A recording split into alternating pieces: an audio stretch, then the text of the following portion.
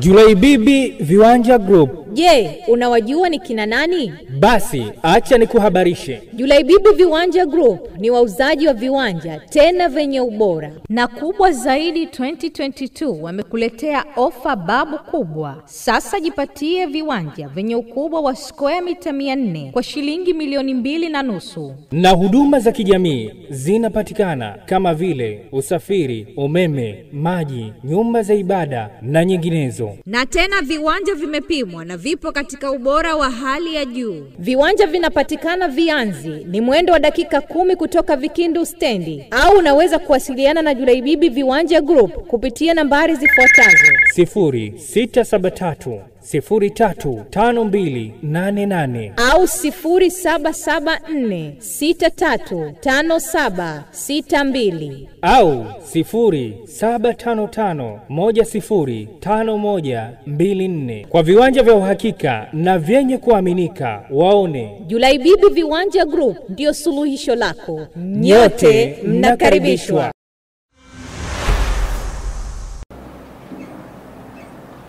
إن الحمد لله نحمده ونستعينه ونستغفره ونستهديه ونتوكل عليه ونعوذ بالله من شرور أنفسنا وسيئات أعمالنا. من يهده الله فلا مضل له ومن يضلله فلا هادي له، وأشهد أن لا إله إلا الله وحده لا شريك له، وأشهد أن حبيبنا وعظيمنا وقدوتنا ومصطفانا محمدا صلى الله عليه وسلم عبده ورسوله أدى الأمانة ونصح الأمة وتركنا على المحجة البيضاء ليلها كنهارها لا يزيغ عنها إلا هالك. اللهم فصل وسلم وبارك على هذا النبي الكريم والرسول سيد السند العظيم ذي القلب الرحيم وآله وصحبه أجمعين، وبعد. فيقول رب العزة والجلال بعد أعوذ بالله من الشيطان الرجيم: إنما يعمر مساجد الله من آمن بالله واليوم الآخر وأقام الصلاة وآتى الزكاة ولم يخش إلا الله فعسى أولئك أن يكونوا من المهتدين. أوصيكم ونفسي بتقوى الله عز وجل، ومن يتق الله يجعل له مخرجا. نوصيني نكيوسيا نفسي yangu katika kumcha Allah subhanahu wa ta'ala. Ucha Mungu maana yake kujirekebisha kutoka katika maisha sio na kuelekea katika maisha ndiyo anayoyaridhia Allah subhanahu wa ta'ala, ni jambo bora. Na ndiyo maana Qur'ani ikasajili maneno ambayo yalipaswa kuandikwa kwa wino wa dhahabu, ya kwamba yeyote atakayemcha Allah subhanahu wa ta'ala, Allah mtu huyo atamjalia faraja na ufumbuzi katika kila aina ya mazonge yatakayomkabili. Lakini si kama haitoshi, atamruzuku kupitia nyanja asizozitaraji. Aya 18 iliyokuwa katika surati Tauba, Allah atoa mwongozo ya kwamba kwa hakika si vingine wanaoamirisha, wanaosimamia, wanaotunza, wanaojenga, wanaoendesha misikiti ya kuabudiwa Allah subhanahu wa ta'ala ni watu wafuatao. Kwanza, muamini Allah subhanahu wa ta'ala kisawasawa. Lakini pili, anayakini kuna siku ya mwisho, yote ninayoyatenda, ninayoyasema nitajalipwa siku ya kiyama mbele ya Allah. Si kama haitoshi, sifa ya tatu, wakadumisha sala 5. Sifa ya 4, kama wana uwezo wakatoa zaka. Na sifa ya 5, maisha yao ikawa hakuna wanayemuogopa, mbele yao ni Allah subhanahu wa ta'ala. Kwa hakika watu wenye mifumo hiyo, watu wenye sifa hiyo, wataja kuwa miongoni mwa wale waliokoka, waliokuwa katika njia ya sawa, vipenzi vya Allah subhanahu wa ta'ala. Ndugu zangu katika imani, unazinduliwa rasmi msikiti leo na unafunguliwa rasmi leo kwa ibada ya sala ya Ijumaa. Dhima yetu msikiti huu ujae, aabudiwe Allah, isiwe kituo cha majungu, kisiwe kituo cha fitna, kiwe kituo cha kuabudiwa Allah, lakini pia kiwe kituo cha kupanga maendeleo ya Waislamu na kujenga umoja wao, ushirikiano wao katika maisha yao. Tuvitumie vituo hivi kwa malengo yenye maslahi na Waislamu pia na nchi yetu.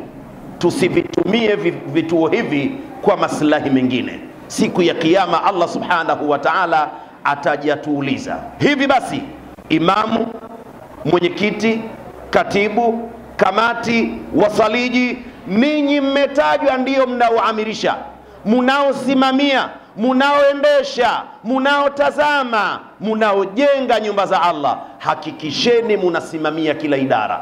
Usafi ndiyo sifa yetu Waislamu, umardadi ndiyo sifa yetu Waislamu. Msikiti huu uendelee kuwa mzuri ndani yake na nje yake. Tukienda maeneo ya haja, basi haja isirudi ndani, usafi huo umetawala, kwani tahara kule ndiko inakoanzia. Na tukirudi ndani, usafi huo umetawala, lakini na sisi wenyewe nyoyo zetu zitawaliwe na usafi. Allah atuongoze na atuweke katika mstari huo. A'udhu billahi minash shaitanir rajim. Wal 'asri innal insana lafi khusr illa alladhina amanu wa 'amilus salihati wa tawasaw bil haqqi wa tawasaw bis sabri. Barakallahu li wa lakum bil Qur'anil 'azim wa nafa'ni wa iyyakum ma fihi min al ayati wadh dhikril hakim. Aqulu qawli هذا وأستغفر الله العظيم لي ولكم ولسائر المسلمين والمسلمات والمؤمنين والمؤمنات وادعوه وأنتم موقنون بالإجابة. أحمدك يا ذا الفضل والإحسان يا ذا المن والأمان يا ذا القدس والسبحان، واشهد أن لا إله إلا الله وحده لا شريك له ذو الجلال والإكرام، واشهد أن حبيبنا وسيدنا وعظيمنا محمدا صلى الله عليه وسلم عبده ورسوله سيد ولد عدنان وآله وصحبه إلى القيام. وبعد، فأوصيكم ونفسي بتقوى الله عز وجل مرة ثانية، حيث قال مولاكم ومن يتق الله يجعل له من أمره يسرا. كما رأي بيلي na kuhusieni tena sambamba na kujihusia mwenyewe binafsi katika kumcha Allah. Qur'ani imesajili maneno mazuri kabisa kwa kusema, yeyote atakayemcha Allah subhanahu wa ta'ala, Allah mtu huyo atamfanyia wepesi katika harakati zake. Maana yake ni kwamba ukitaka mambo yako yaende vizuri, ukitaka mambo yako yaende kwa wepesi, shika anayoyataka Allah subhanahu wa ta'ala, aliyoyafundisha Bwana Mtume Muhammad sallallahu alaihi wasallam, kwani hayo ndiyo uchamungu. Na uchamungu Mwenyezi Mungu kauleta kwetu ikiwa ndiyo suluhu ya maisha yetu. Nyoyo zetu ili zikae sawa sawa, tiba ni uchamungu. Jamii zetu zikae sawa sawa, tiba ni uchamungu. Njaa iondoke, tiba ni uchamungu. Hata demokrasia iende vizuri, tiba ni uchamungu. Lakini kinyume chake ni mabalaa. Hivi basi tumche Mwenyezi Mungu ndugu zangu katika imani, ili maisha yetu yawe bora duniani na akhira yetu. Aya ya 6 katika surati At-Tahrim, Allah subhanahu wa ta'ala anawaita watu maalumu kwa ajili ya jambo maalumu, kwa kuwatahadharisha kwa jambo maalumu.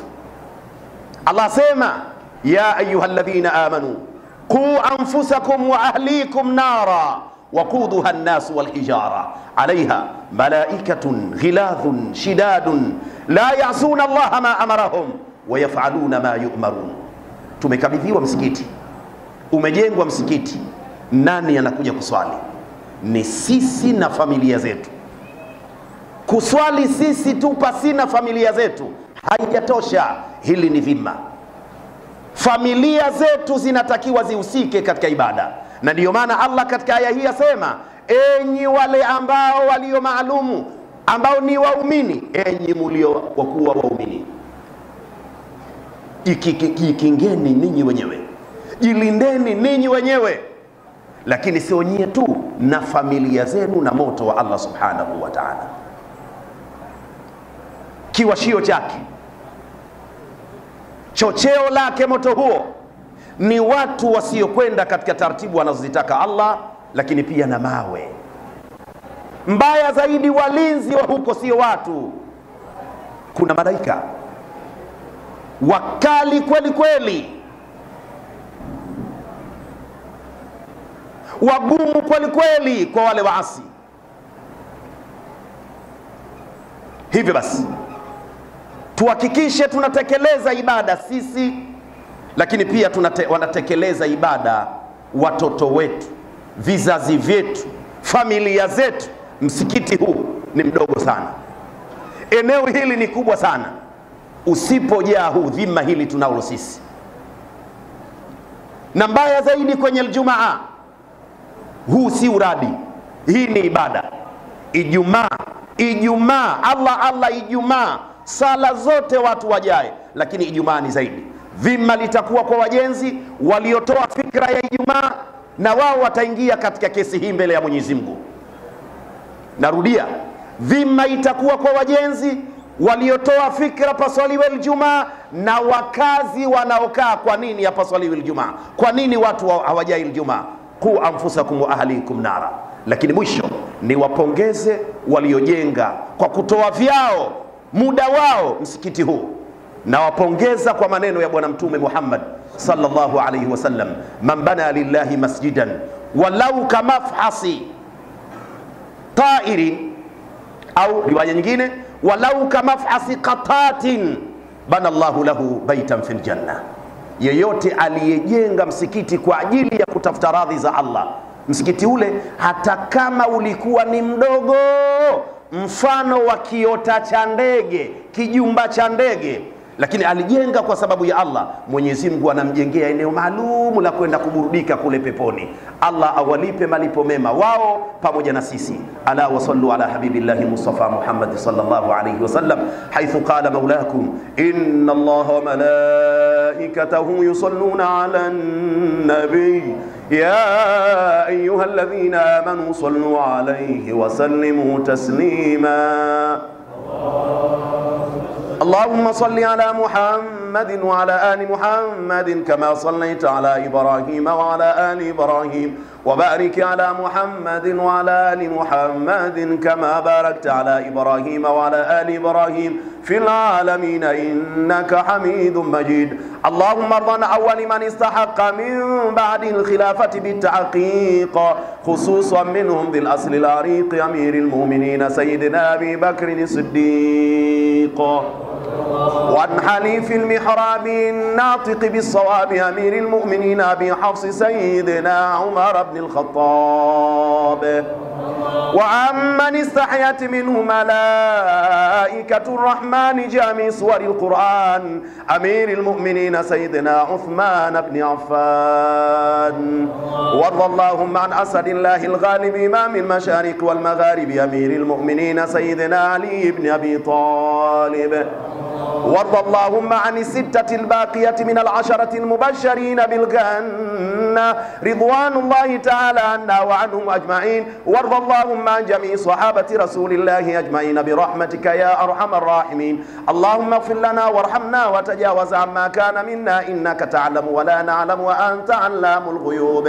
اللهم لا تدع لنا في مقامنا هذا ذنبا إلا غفرته، ولا هما إلا فرجته، ولا مريضا إلا شفيته، ولا عدوا إلا قهرته، ولا سحرا إلا بطلته، ولا ساحرا إلا أهلكته، ولا حاجة من حوائج الدنيا هي لك رضا ولنا صلاح إلا قضيتها ويسرتها يا رب العالمين. اللهم اغفر لنا ولوالدينا ولجميع المسلمين والمسلمات والمؤمنين والمؤمنات الأحياء منهم والأموات برحمتك يا أرحم الراحمين. أعوذ بالله من الشيطان الرجيم. إن الله يأمر بالعدل والإحسان وإيتاء ذي القربى وينهى عن الفحشاء والمنكر والبغي يعظكم لعلكم تذكرون. فاذكروا الله العظيم يذكركم واشكروه على نعمه يزدكم ولذكر الله أولى وأهم وأجل وأتم وأكبر.